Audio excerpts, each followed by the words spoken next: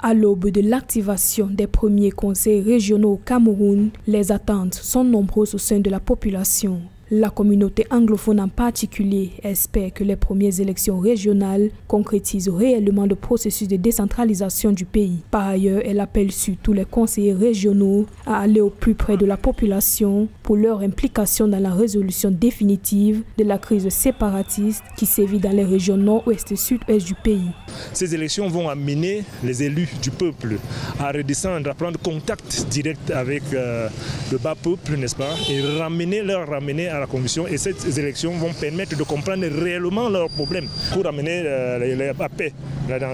C'est de toucher, aller rencontrer le peuple.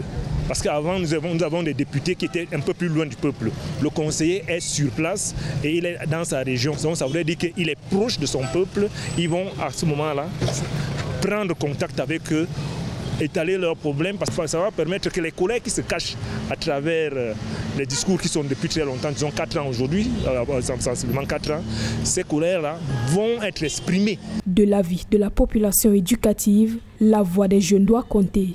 Ces jeunes souhaitent que les futurs conseils régionaux inscrivent dans leurs priorités la résolution des problèmes liés au chômage. Il y a trop de chômage. Vous voyez une petite fille avec beaucoup d'ambition sortant du collège, se disant que après j'aurai mon concours, après je vais faire une formation, mais bam, arrivée, elle est surprise. Elle se rend compte que ce n'est pas du tout ça. C'est compliqué, c'est dur pour un jeune de s'en sortir. En octobre 2019, les travaux du Grand Dialogue national ont débouché sur un statut spécial accordé aux régions du Nord-Ouest et du Sud-Ouest. Ce statut spécial qui accorde encore plus d'autonomie implique la mise en place d'une assemblée régionale et d'un conseil exécutif régional. Il autorise également ces deux régions à participer à l'élaboration des politiques publiques nationales et créer des missions régionales de développement.